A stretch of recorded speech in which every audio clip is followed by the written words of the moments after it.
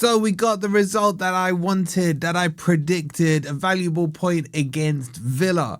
And we got to talk about a player who really is excelling. Welcome to my post-match on Forest 1, Villa 1.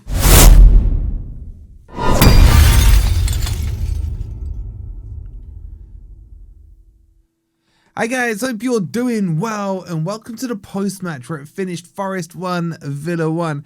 Coming up, I need to have a conversation with you guys about Nico Williams because this guy has defined some serious odds. We'll talk about that in just a second. We'll talk about the quote-unquote relegation battle. We'll talk about the European game coming up this Thursday. There's a lot to discuss and we'll be doing a Grumpy Old Reds at the earlier time of 6 p.m. tonight. So make sure you tune in for that. And make sure you check out the merch store because, I mean, it's fitting. I'm going to talk about a left back and, of course, Stuart Pearce. He'd be pleased with how Nico Williams is playing. You can grab this and many other of the t-shirts on the merch store. Go check it out. The link's pinned in the comments. So you can scan that QR code. All right, let's start with Nico Williams. I want to start at a big positive. This guy is better than Gibbs White. He's better than Elliot Anderson. He's better than Merillo.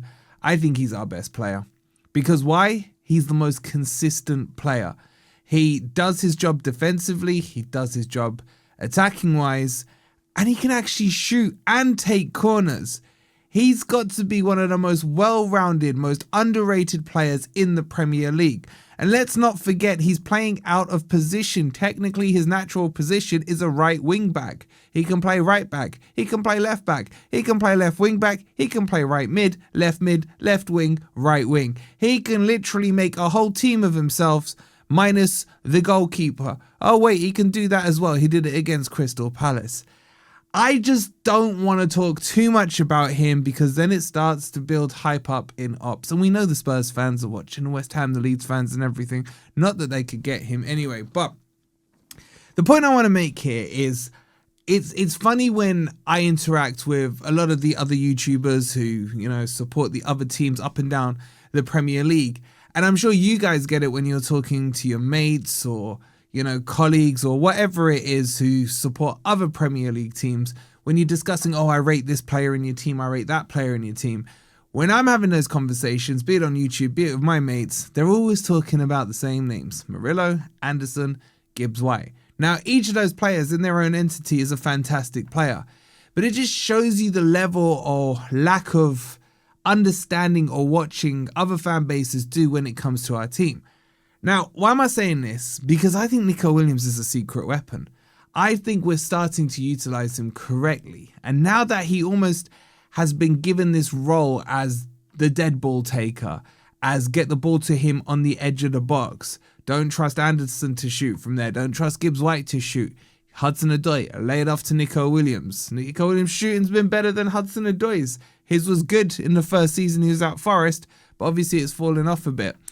So Nico Williams for me deserves huge amount of praise, and I always harp back to that Blackpool game in the first season when he was with us in the FA Cup, I think it was, if memory serves me right. That was one of the worst performances I have ever seen from a right back in my life, from any team. I wanted him gone there and then. It was horrific, and it just shows you how he's kicked on from there. And that's a mark of how good he is and dedicated he is on improving his game. So Nico Williams, absolutely fantastic. And he's a main reason why we won that game yesterday. I thought he grabbed us by the scruff of the neck when we went 1-0 down. Villa could have gone 2-0 up. If you remember, I think it was Morgan Rogers hitting the post. And then Nico Williams did his thing. But there were other good performances out there as well. Matz Sels, I thought, was brilliant yesterday.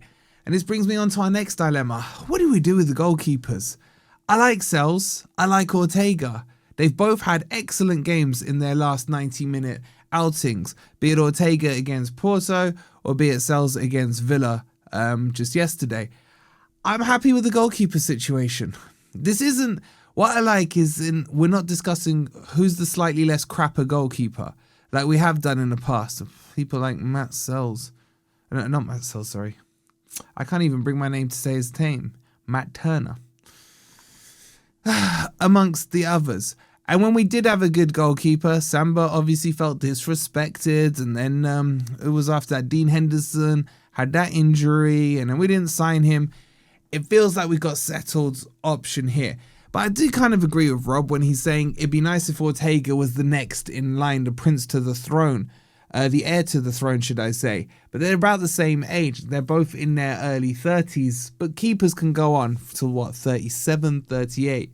So things are positive. The player I was most disappointed in yesterday was Merillo, I have to say. And this isn't the first time he's had a bad game against Villa. I remember, but I blamed Nuno for it before when he played him at left back at Villa Park. And that was a disaster. He got nutmegged by, can't remember who it was, might have been Bailey or something. They scored the goal. It was just a weird setup that we did there. Or was that when he put Niakate at left back? You guys will correct me in the comments. My memory's terrible. But the point here is there maybe are some teams where Murillo will struggle against, their style doesn't suit and what have you. But I don't think it's that. I think he's just become a little bit overconfident in his talent now. Let's not get it wrong. He's an extremely talented footballer. But there's just been some silly little touches, silly little passes, a bit of laziness going into it. A bit of, I'm Murillo, I can get away with half passing it to Neco Williams and oh crap, they're on the counter attack now. There was a couple of signs of it at the end of last season, remember against Everton with the lazy back pass as well. So he just needs to just sharpen up and carry on doing what he's doing because there have been a couple of bad performances there.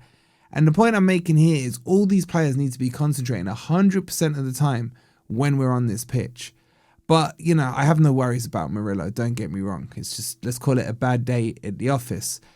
And the other good news is we scored a goal at the City ground. Yay, we didn't go 4 games in a row with scoring 0, which is good news because that would have broken a record. And that brings us on to the City ground on Thursday. Now, we will build up into this Porto match as we get closer to it. But I want full focus and goals. That's what I want. I don't want none of this, we need to rotate players, they're tired, this, that, and the other. I'm so sick of hearing it. We have really got a good opportunity in this next week to get 2 huge wins. If we can beat Porto, and we've already done it at home, I know that's irrelevant to the situation we're in now.